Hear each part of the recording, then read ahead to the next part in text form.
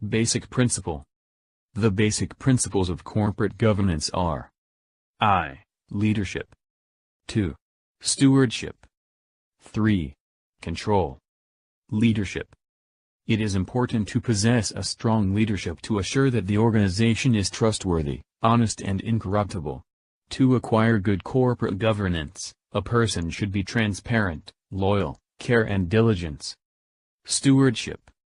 A person who is steward, responsible, care of the company's assets have a moral and statutory obligation with management to add value to those assets by contributing in various ways such as strategic planning, risk management, human resources management, communication policy, internal control assurance.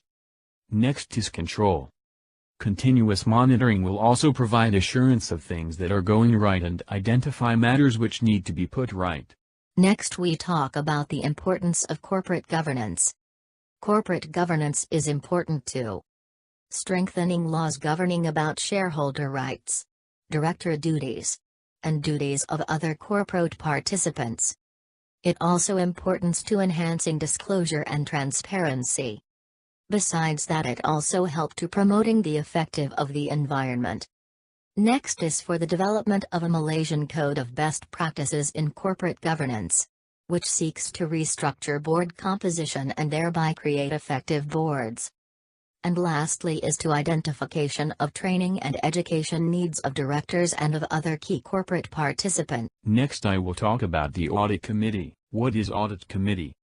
Audit Committee is to assist Board of Director in discharging their duties relating to company or entity management and internal control, accounting and policies and financial reporting, and a line of communication between the Board and the auditors.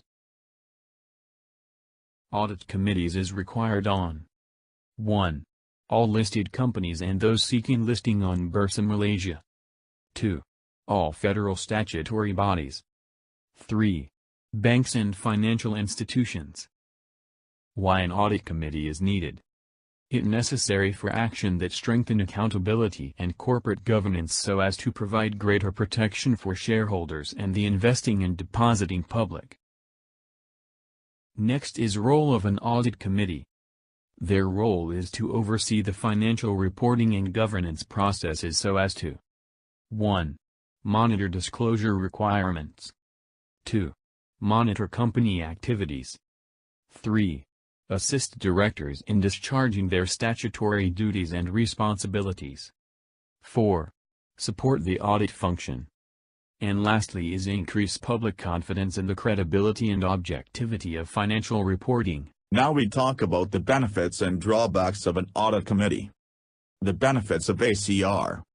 It may improve the quality of management accounting, as it is well placed to criticize internal functions. Next, it should lead to better communication between the directors, external auditors and management. Lastly, it may increase their exposure to possible additional liability. Drawbacks of an audit committee. There are some issues regarding AC such as the conflict of mistrust and misunderstanding among the committee's management, internal auditors, and external auditors.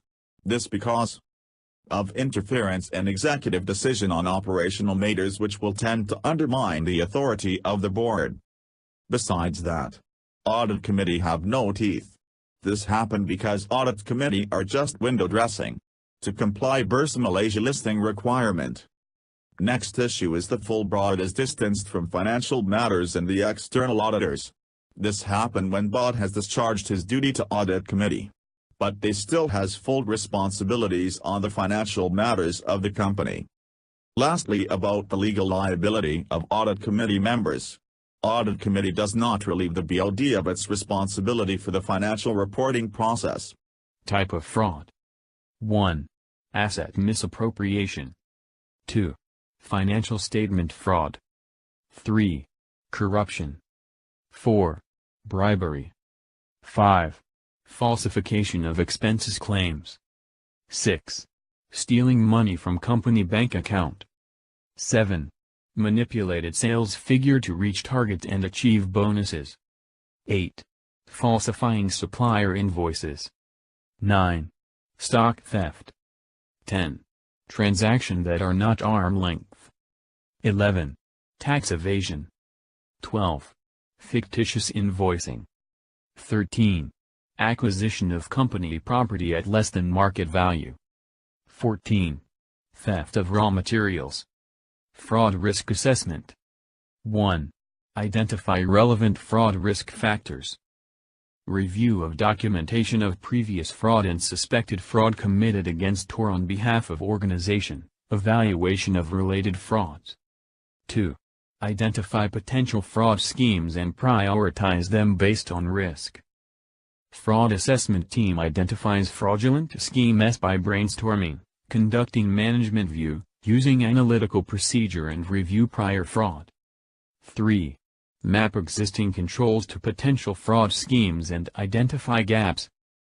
The fraud risk assessment team identifies preventive and detective controls in place to address each fraud risk and the likelihood of potential fraud.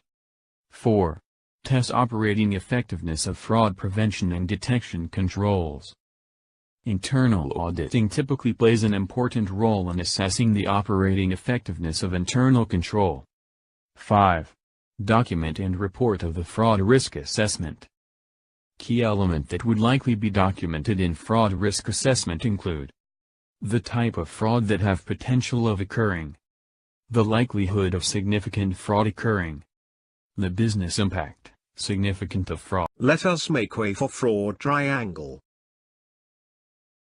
There are 3 elements in the fraud triangle, which are opportunity, rationalization, and pressure.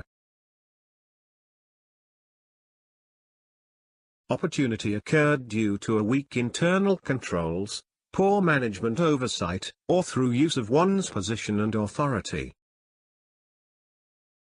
Failure to establish adequate procedures to detect fraudulent activity also increases the opportunities fraud to occur. It is essential that organizations build processes, procedures and controls that don't needlessly put employee in a position to commit fraud and that effectively detect fraudulent activity if it occurs.